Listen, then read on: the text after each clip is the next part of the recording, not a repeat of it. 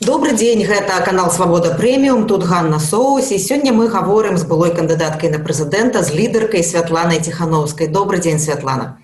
Добрый день. Дякую вялікі, што такі час і драматычны вельмі заняты пагадзіліся на інтэрв'ю. Я ведаю, што вы тут з інтэрв'ю на інтэрв'ю. З кім толькі што скончылі гаварыць? Daily Telegraph. Час было интервью. Я хотела бы пачаць нашу размову натуральна з народнага ультыматуму, бо вельмі шмат людзей цікавяцца народным ультыматумам. Вельмі шмат пытанняў ёсць наконт яго практычнай рэалізацыі. Ну і найперш я просто хотела запытацца, ці узгаднялася гэтае рашэнне выставіць ультыматум Лукашэнку з сябрамі прэзідыума каардынацыйнай рады, ці гэта ваше рашэнне і вашай каманды? Вообще должна сказать, что все решения такие серьезные, которые принимаются в штабе, они максимально скоординированы и с Коалиционным советом, и с политическими партиями, и с протестными группами, рабочими, репрессированными, то есть максимально. Не всегда это удается делать в полном объеме, но мы не принимаем решения, которые какие-то самостоятельные, потому что все равно мы слышим людей, и вот этот же ультиматум, это не какое-то решение Тихановской, этот ультиматум выставил народ, люди, потому что постоянные запросы, давайте что-то делать, сколько можно, чтобы нас били. Я его взяла на себя смелость, взяла на себя возможность его озвучить просто. Типа уплывала на гэта і пажаданне Сергея, что трэба быць больш жорсткімі? Вы знаете, в том, что Сергей сказал быть более жесткой, я услышала только то, что нужно быть более жесткой в своих высказываниях, потому что он знает, что я всегда пытаюсь сглаживать углы, не высказываться, так знаете, напрямую, я не такая, я более мягкий человек, и я его этот посыл поняла. Наверное, может быть, не так, как все, потому что, все-таки мы уже столько лет вместе, что надо быть жесткой более в требованиях, возможно, он имел в виду в требованиях к другим государствам, но никак не в плане жесткий, не жестокий. Те, кто не знает Сергея, может быть, его как-то поняли, не знаю, но я его услышала. Давайте до размовы з Сергеем яшчэ вернемся. І зноў жа пра страйк, які мае распачацца, масавы страйк, але Александр Лукашенко не прыме умовы ультыматуму. Праўдападобна, што ён іх не прыме. Страйк — гэта падрыхтоўка, так? Гэта пэўныя гарантыі людзям, якія могуць быць звольненыя, так? Я ведаю, нават до мяне часам звяртаюцца. Калі мы пойдзем на страйк, куды нам звяртацца па звальненні, так? Што цяпер робіцца? Вядуцца канкрэтныя перамовы на прадпрыемствах, ці людзей інфармуюць пра не то што гарантыі, але пэўную дапамогу, якія могуць атрымаць. Гэта проста будзе рызыка ўласныя людзей, якія пойдуць на страйк. Вы знаете, у нас уже давно существуют инициативные группы, которые представляют помощь репрессированным, задержанным, также уволенным. Это фонды, в которые можно обратиться, и они всегда эту информацию распространяют. И мы, если вдруг к нам попадают такие запросы случайно, то мы тоже направляем их в эти фонды, потому что мы, естественно, мы, штаб Тихановской, не обладаем никакими материальными средствами для помощи, но созданы фонды. И об этом очень много говорится в их телеграм-аккаунтах. Мы как-то пытаемся об этом людям говорить периодически, что помощь будет оказана, конечно. А некие перамовы на предприемствах теперь ведутся? На каких предприемствах? Конечно, мы общаемся. Вчера у нас был Zoom с представителями разных заводов. Мы спрашивали, как ситуация на заводах, как вообще настроение. И активные группы, они знают, куда обращаться в случае чего, и могут донести эту информацию для всех остальных, кто не может больше выдерживать это насилие со стороны властей, это беззаконие, и тоже хотели бы присоединиться к народному движению. Калі не будзе прыняты ультыматум, то вы заклікаеце да страйку на якіх прадпрыемствах? На дзяржаўных ці на прыватных таксама, ці вот настаўнікам далучацца да страйку, ці айцішнікам, ці дактарам, ці пекарам, ну, міліцыянтам нават. Да каго гэты заклік? Да ўсіх у Беларусі ці для пэўнай колькасці, для пэўных групаў? Вы знаете, прежде всего, конечно, забастовки, когда мы говорим слово «забастовка», это, конечно, касается рабочих заводов. Но это не значит, что только они. Это значит, что вся Беларусь должна объединиться. Это такая всебелорусская забастовка. Каждый может внести, ну, даже нельзя сказать свой вклад, каждый может сделать все, что он может в этой забастовке. Там учитель, конечно, или врач, конечно, он не может оставить свою работу, естественно, он должен работать, но он может выйти на демонстрацию, распространить информацию о фонде помощи, распространить информацию тоже о насилии, которое совершается. Да? Поэтому каждый может внести свою лепту, свой вклад в наше общее дело. Это и есть забастовка. Забастовка – это более широкое понятие, чем забастовка на предприятии. Ну, вот коли так адбудзецца, што Лукашенко не выканае умовы, не сыдзе, і калі не атрымаецца рэалізаваць план такой, вот я цитую, нацыянальны страйк у всіх прадпрыемстваў, блакаванне ўсіх дарогаў, вал продажаў у дзяржаўных крамах, што тады? Тогда продолжаем борьбу. У нас просто мы переходим на новые формы борьбы. И сейчас у нас есть время каждому решить, кто ты в этой борьбе. Ты за насилие, ты за избиение, либо ты все-таки за светлое будущее в Беларуси. Понимаете? И это прежде всего касается силовиков, ОМОН, которые, к сожалению, не слышат ни мольбы матерей своих, ни детей, ни жен. Я уверена, что им тоже сейчас не сладко приходится в моральном плане, и у них очень большой раскол внутри системы. Кто-то переступает через какие-то свои моральные принципы, идя на это. Но сейчас пришло время переступить через свой страх и наконец-то сказать «хватит». Либо оставаться, то есть быть уже потом, понимаете, быть тоже ответственным за все, что происходит.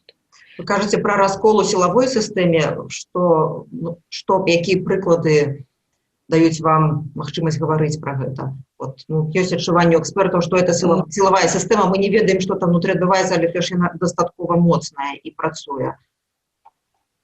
Да, мы общаемся с, скажем так, запрашиваем информацию у фондов солидарности, у фондов помощи, и они говорят, что обращаются очень много силовиков, которые понимают, что в случае, если они заявляют о невозможности выполнять преступные приказы, не знают, в какой стране они находятся, что их будут преследовать, и они обращаются с просьбой вывести семьи, например, да, или помочь каким-то образом им самим выехать, или какие-то, любой другой помощи, и таких очень много.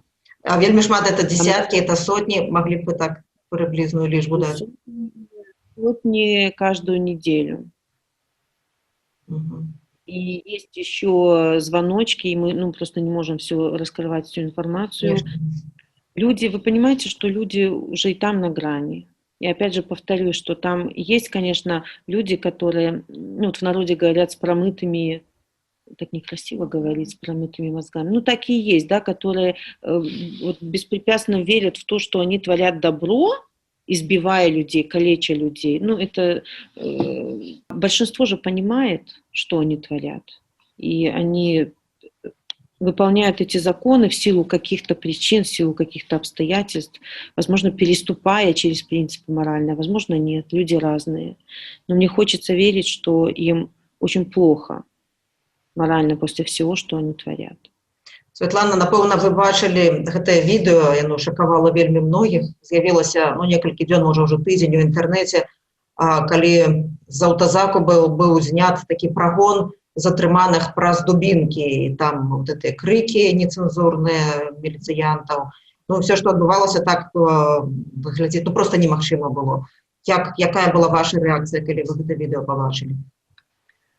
Тяжело на это все смотреть, Конечно, но все знали, что так было. Просто когда люди об этом рассказывают, это немножко воспринимается с шоком, но когда ты это видишь, у тебя другие рецепторы задействованы зрительные, и ты еще раз сознание переворачивается, что как так? Мы вроде эту историю слышали крики, что были на окресте нечеловеческие из-за избиений, лужи крови, в которых люди лежали, что они там многочасовые завязывали руки за спинами, и так много часов люди стояли. Это все слышали с ужасом, но когда ты это видишь, это, конечно, еще более такое потрясение. Именно поэтому, когда будучи в командировках, мы пытались, я рассказывала о том, что происходит в Беларуси, именно поэтому я демонстрировала вот эти изображения. Они намного острее воспринимаются, чем просто слова, чтобы люди видели, ну, я имею в виду наши зарубежные, скажем так, политики, не просто рассказывать, а показывать. На них вот это производит впечатление. Они уже... наверное, ну, знаете, больше прочувствуют, что это такое, как этот человек синий, ОМОН, вот эта стена ОМОНа в черных масках, это все воспринимается живее. И, конечно, это видео, ну, как одно из доказательств будет и в будущем выступать, когда эти люди, да, будут нести наказание за то, что они творили. Некалькі дзён у сацыяльных сетках вельмі актыўна абмяркоўваецца здымак, які выстаўляўся ў вашым тэлеграм-канале. А пасля сустрэчы, такой, на котором былі вы, ваши дарадцы, былі сябры штабу Віктор Бабарыкі, Валерый Цапкалы, сябры координацыйнай рады, прэзідыума координацыйнай рады, фондаў салідарнасці. А маглі б вы расказаць, вот, хто на гэтым фота, хто за што адказвае, ці гэта можна казаць, што гэта адна каманда цяпер, своеасаблівы ўрад выгнання, ці это просто шараговая сустрэча, дзе адзінадумцы сабраліся? Это с некоторыми из людей, которые были на фотографии, мы встречаемся периодически, довольно часто, потому что там кто-то является членом Президиума Координационного совета, кто-то просто членом Координационного совета. С некоторыми встречались просто как с однодумцами, кто-то свои идеи, какие-то свежие идеи, может, высказал. То есть это была такая встреча, она была сорганизована, потому что нужно было выслушать мнение многих людей вообще на происходящее. И я очень была рада видеть Веронику, мы постоянно на связи, просто очень редко удается видеться. Вот. И это люди, у которых одна цель, у которых одинаковое понимание ситуации, которые идут к этой цели разными путями, в разных странах, у всех из них разные возможности. Именно поэтому мы собрались, чтобы поделиться своим видением ситуации и возможными планами, действиями какими-то. То есть немножко скоординироваться. Но это не значит, что все рашэнні кожная из гэтых группаў будуць прымаць скаардынавана, ці гэта так значыць? Я уже говорила, что мы максимально координируемся. Понимаете, для каких-то решений не нужно, например, участие Вероники. Ну, например, да, там у нас Вероника очень активно говорит о Беларуси, и она говорит очень много о правах женщин. Вот. Но, опять же, ну, например, там, да, не надо Веронику приглашать на Zoom с рабочими, например, да, либо с дворовыми структурами, которые у нас активно организовываются. Ну, и такие встречи тоже нужны, чтобы послушать мнение любого человека, который, ну, в политике, у которого такая же цель, как и у нас. Я хотела вас запытацца пра зварот Валера Цапкалы. Ён у сераду выйшаў, такі эмацыйны відэазварот. Я таксама разумею, што ён быў зроблены, ну, просто пад уражаннем всех тых відэакадраў і таго, што адбываецца ў Беларусі. Ну і фактычна пры канцы Валер заклікае взять дубінкі і біць па галаве тых, хто адказвае, ну, адказаць проста на гвалт людзей у чорным. Я сёння з Валерам пагутарыла, ён кажа, што ні з кім не узгадняў гэта відэо, што быў эмацыйны зварот. Я вот працытую, это, ну, паводле яго заступіцца за слабага, якога б'юць і катуюць, задача кожнага прыстойнага чалавека. Ну, правдападобна, што гэты кавалачак зварота могуць выкарыстаць і прапагандысты, як беларускія, так і расійскія. Вот, ну, якая ваша рэакцыя на гэты зварот? Ну, во-первых, сколько людей, столько и мнений. И каждый человек имеет право записать видео, высказать свое мнение, как он смотрит на ситуацию. Я должна сказать, что я понимаю людей, которые себя защищают. Потому что если в тебя стреляют, если тебя безоружного избивают, насилуют, то, конечно, самозащита — это правильно. Так должно быть. А когда... Тем более, когда в стране террор, то самоорганизация общества из-за самозащиты иногда является просто необходимостью. Но мы не должны отвечать насилием на насилие. Наше, ну, вот это протестное движение, можно назвать это революцией, демонстрацией, не знаю, она сильна именно мирностью процесса. А уже как, ну, опять же, каждый человек имеет право на свое личное мнение, и мы не можем никого обвинять в том, что это мнение отличается от нашего, например. Як магчыма вот цяпер захаваць вот гэты пратэст, унікальны беларускі пратэст мірным, калі вельмі шмат сапраўды правакацый зараз узнікае з боку ўлады, так? І ёсць людзі, якія хочуць адказваць. Вот як бы вы цяпер, я думаю, што вас паслухаюць, звярнуліся да людзей, якія выходзяць на вуліцу, у іх, магчыма, хтосьці сядзіць з блізкіх за кратамі, іх збілі, так, і яны хочуць і самаабароны, і яны хочуць і абараніць сябе, і абараніць сваіх блізкіх. Што б вы ім сказалі, каб захаваць гэты пратэст мірным? Вы знаете, я всегда призывала к мирным протестам, но опять повторюсь, я не могу осуждать людей, у которых другое видение ситуации, у которых убили ребенка или чего близкого так избили, что он остается инвалидом. И обвинять в том, что такие мысли радикальные возникают у людей, я тоже не могу. У меня позиция четкая и ясная. Я хотела бы очень, чтобы мирные протесты они не видоизменяли свою форму. Но так как наша революция, она, ну, скажем так, она не централизована, она не организована, она растет как бы снизу, да, от народа, скажем так, то повлиять на каждого человека, конечно, я не могу. И мое дело, как бы я могу только призывать к мирным протестам, говорить, что это важно, именно мирная революция должна остаться мирной в Беларуси. И сложно не обращать внимания на провокации со стороны государства, когда они поджигают, там, не знаю, машины свои, списывая это на народ. Только мирные протесты, ребята. Дякую, Святлана. Я вот перед тым, як мы з вами пачалі гутарыць, мне ваши памочнікі паказалі праз відэо ваш офіс у Вільні, і я так разумею, што адзін з літоўскі бізнесовец прадаставіў вам такую магчымасць, у ім знаходзіцца, і у вас у камандзе становіцца не так шмат, але прыбываюць людзі, з'яўляюцца новыя людзі. Ну, вот і многім вельмі цікава, як людзі прыходзяць у вашу каманду, самі прапаноўваюць свае паслугі, свой досвед, свой прафесіяналізм, ці вы запрашаеце, ці нехта раіць кагосьці запрасіць. Ну, вот як Франак Вечорка да вас прыйшоў, як Алеся Ляхновіч, Анатоль Лябедзька, які цяпер за кратамі, Александр Добравольскі, як адбываецца гэты працэс? Вы знаете, совершенно по-разному. Вот, например, Александр Добровольский, он со мной с самого начала, он пришел, нас с ним познакомили, наверное, в середине июня, я думаю, когда я еще была претендентом в кандидаты и так дальше.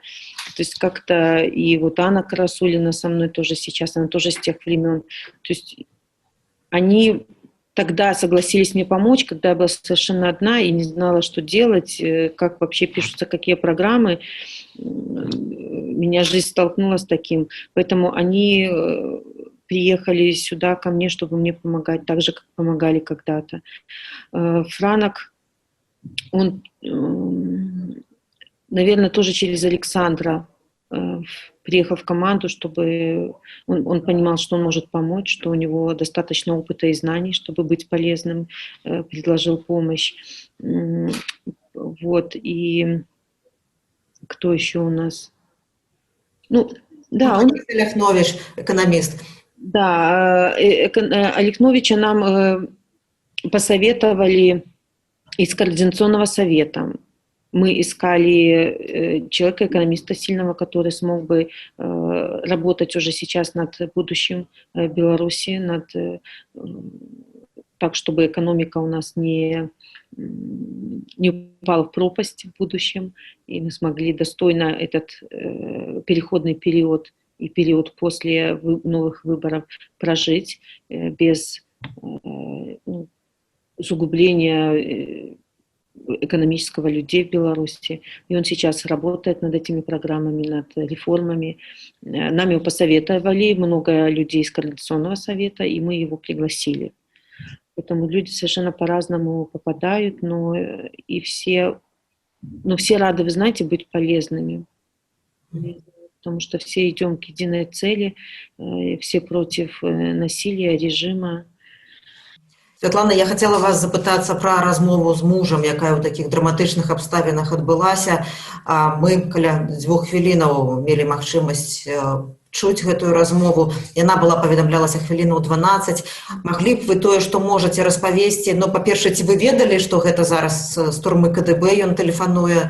І пра што яшчэ вы маглі б расказаць? Пра што вы гаварылі? Да, я знала, что он позвонит, потому что ни у кого же не было моего номера в Литве. И он позвонил одному из наших знакомых, чей номер помнил наизусть, попросил узнать мой номер.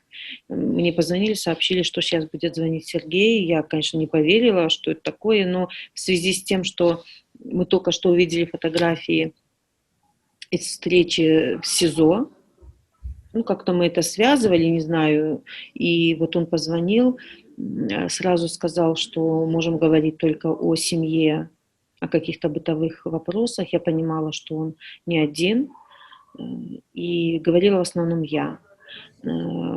И сразу, конечно же, спросил, как дети, немножко расстроился, потому что наша младшая дочка, она очень болезненно к этому относится, к тому, что папы уже так долго нет, и каждый вечер просто меня достает, когда папа, где папа, уже так долго папы нет. Я ему так вкратце рассказала, так он немножко подрастроился.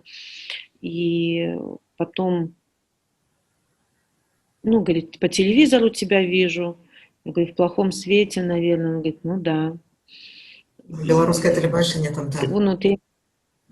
Да, я ему задаю вопрос и понимаю, что он на него не может ответить, потому что он не один.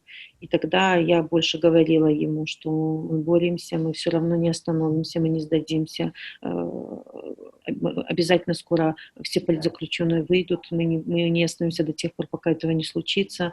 За перемены, Беларусь едина как никогда. То есть я его рассказывала, что здесь происходит, потому что здесь не было надзирателей. В некоторых странах можно свободно говорить, вы знаете. Вот, и потом немножко, опять же, там, как его мама, он спросил, как мои родители, опять перешли на семейные темы. И так всё. Ён гаварыў, што ганарыцца вамі, што ягоная жонка зараз Нет, сусветнымі лідарамі. Я знаю, что он так думает, но опять же, это же не... Я разумею умовы, у якіх гэта адбывалася, эта размова. А як вам падалося, як ён змяніўся па голасе за гэты час, што вы яго не чулі? Ці было нешта такое, чаго раней у ім не было? Нет, он такой же. Он сильный, он смелый.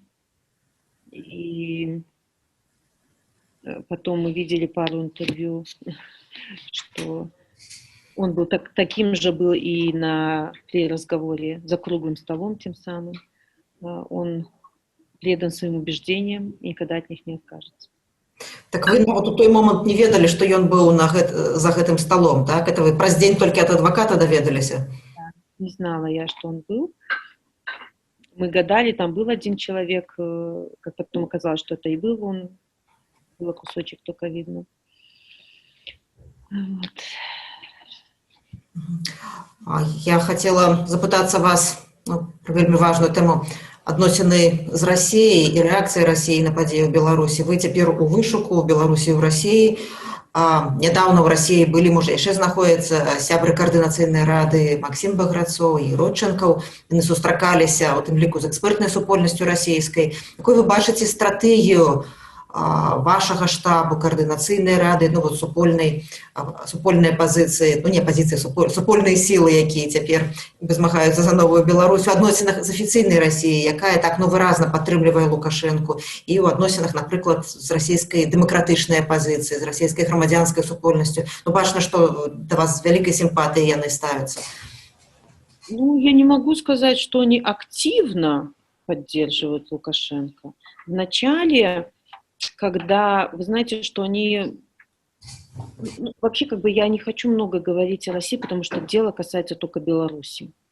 Понимаете, но так как этот вопрос постоянно всплывает, то я думаю, что они сейчас заняли какую-то выжидательную позицию.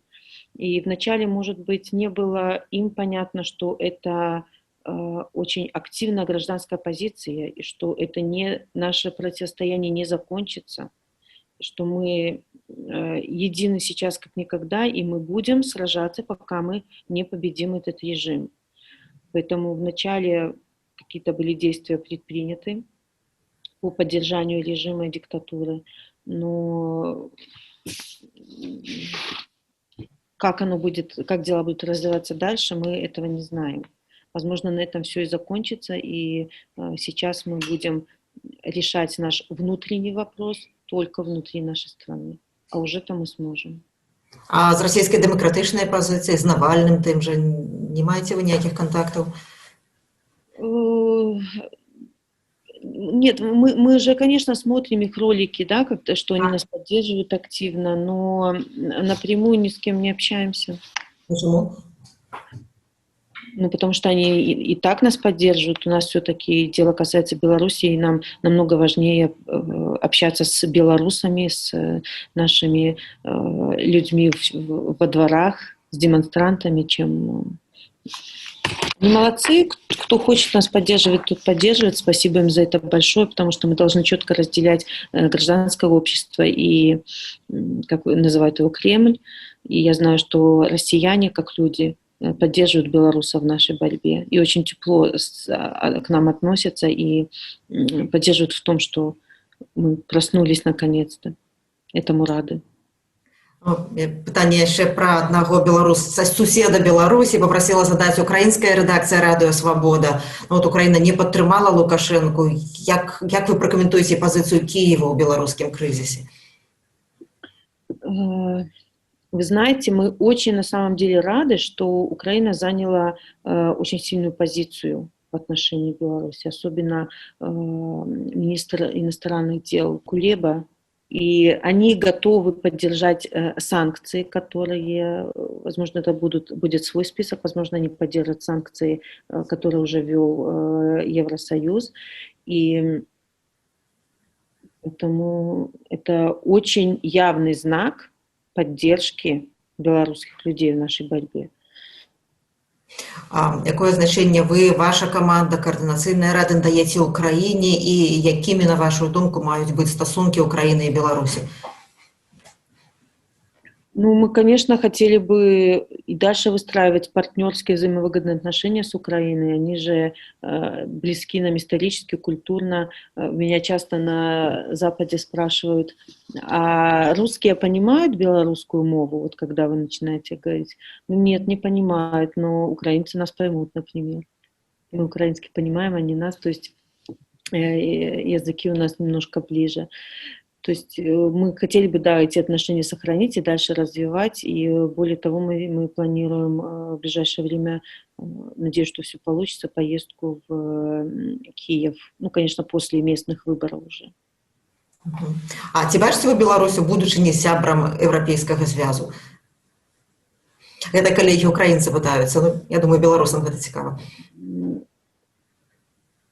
Я думаю, что белорусы сами решат, в какую сторону они хотели бы двигаться, и нужно ли двигаться либо туда, понимаете, можно выбрать свой путь, когда ты дружишь со всеми, и у тебя могут быть экономические и политические связи, как с одной стороны, так и с другой, и нет нужды выбирать туда или сюда. Я ведаю, што ў вас бліжэйшым часам будуць візіты ў краіны Еўразвязу. Не ведаю, пра якія візіты вы яшчэ можаце афіцыйна паведаміць. От пытанне хутчэй скіраванае да таго, што было зусім нядаўна і за чым сачылі беларусы вельмі уважліва. Што для вас было найбольш складана падчас візітаў у Берлін, у Браціславу, падчас гэтых вельмі важных сустрэчаў, зваротаў, перамоваў? Сложнее всего, что было? Так. Возможно, не то чтобы сложнее всего, я боялась что-то забыть сказать очень важное.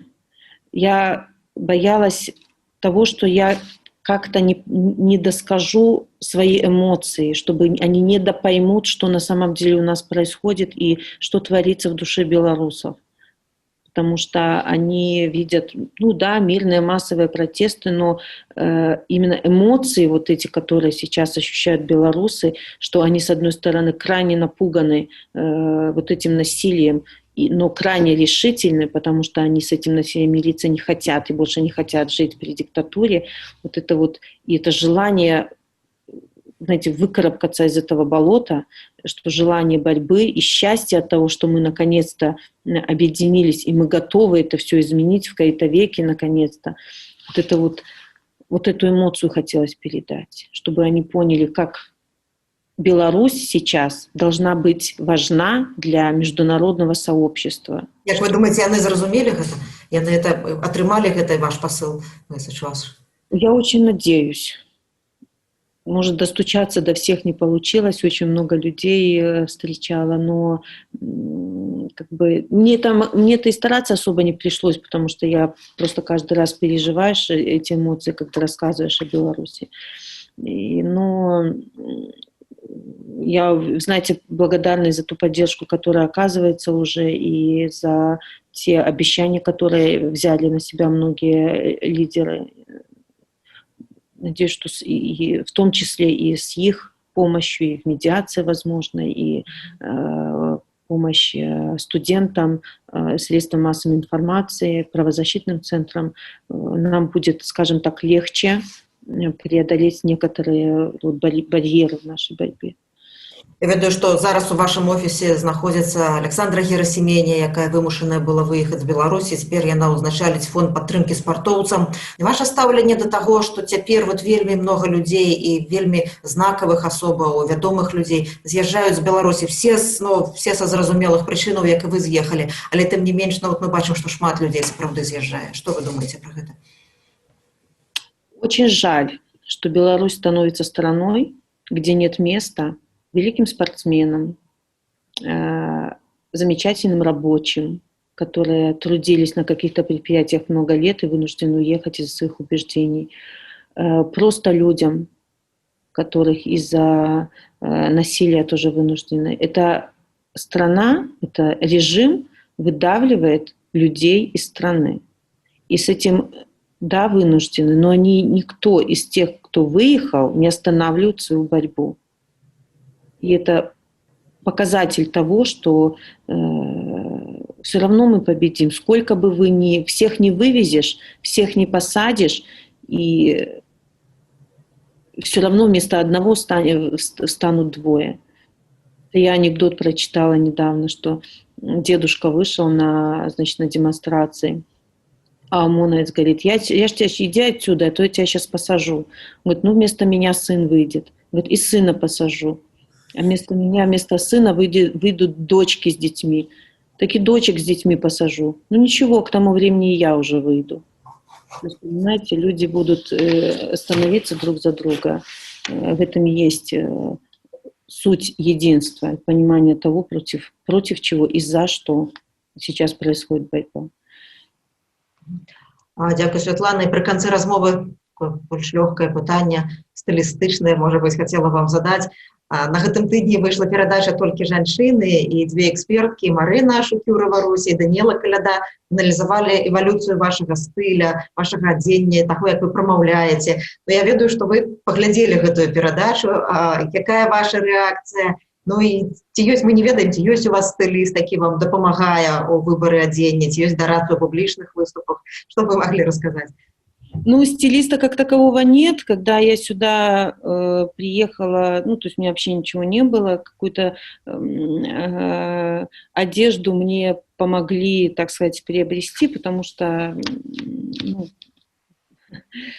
вот, и, конечно, понимаете, ну, просто положение, что ли, обязывает немножко изменить стиль, потому что как там домохозяйке, мамочке не нужны костюмы.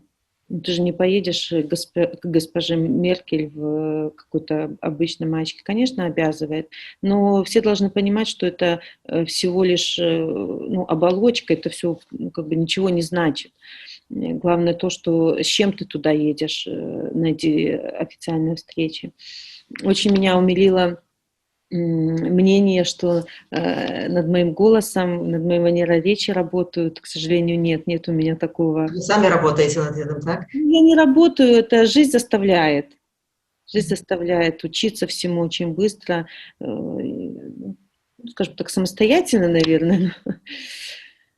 Вот. И, ну, спасибо, что сделали такую передачу. Правильно, да, там говорили, что я не могу об этом говорить. Может, это интересно, конечно, но не то время. Может быть, когда-то расскажем, поговорим об этом за чашкой чая, уже когда победим, но не сейчас. Я прошу прощения, что не отвечаю, не могу ответить просто на такие запросы. Я крыху працяг гэтай тэмы. Там і Даніэла, і Руся гаварылі пра тое, што тут многія бы брэнды і сусветныя беларускія, ну ім зараз час прапанаваць, каб вам свае паслугі, каб зрабіць лінейку да вас. Ці хто-небудзь звяртаўся з беларускіх брэндаў ці з замежных такіх вядомых брэндаў? У меня вот появилось 2 платья белорусского, ну, бренда Honor. Я еще никуда не одевала, но мне очень приятно, что у нас такие красивые платья шьют. И единственное, что где-то не могу найти, сегодня мне давали сводку по Беларуси, что там происходило. Можно, знаете, что выпустить линейку одежды, как там, национально окрашенной одежды. Ой, не национально, протестно окрашенная одежда. Что-то там такое было, слушайте, сейчас не вспомню уже. Что, значит, женщины без согласования с горисполкомом ложили цветы к памятнику в протестно окрашенной одежде. Ну, что-то вот такое. Можно было бы такую линейку одежды создать сейчас. Я буду покупать. Дякую вялікі, Святлана, што знайшлі час, што адказалі на пытанне. Гэта была лідарка Святлана Тихановская. О, нашла, извиняюсь. В одежде политического цвета. Вот эта цитата. В одежде политического цвета. У нас есть одежда политического цвета, оказывается, в Беларуси. Гэта паводле формулёвак афіцыйных нейкіх структураў, так? Да, это значит, возлагали, в рапорте ОМОНовцы написали, возлагали цветы без разрешения горисполкома к памятнику в одежде политического цвета. Это в День учителя в Гомеле задержали педагогов. И так вот дали такую оценку. Это меня рассмешило. Одежда политического цвета. Это было червоно-белое одение, я так разумею, так? Явно. А у вашем гардеробе есть что-нибудь вот с червоно-белым стягом, с вышиванкой? Вот Honor, я так разумею, так? Да. Этой сукенки, так? Да. Надо уже, я так думаю, ну просто красный для меня немножко, ну, на мне как агрессивный цвет, но надо какие-то включать уже. Ну, зонтик бело-красно-белый мне женщины подарили в Беларуси, так приятно. И мы Ангеле Меркель подарили такой зонтик в качестве сувенира. и флаг, вышитый нашими, ну, такой маленький значок, тоже вышитый нашими женщинами. Такие подарочки привозили. Вот. Только вперед. Дякую вялікіх. Гэта была Святлана Ціхановская, якая лічыць, што пратэст у Беларусі павінен быць мірным. Дзякую вам вялікі, всяго найлепшага. Великий дякую, до побачення. До побачення.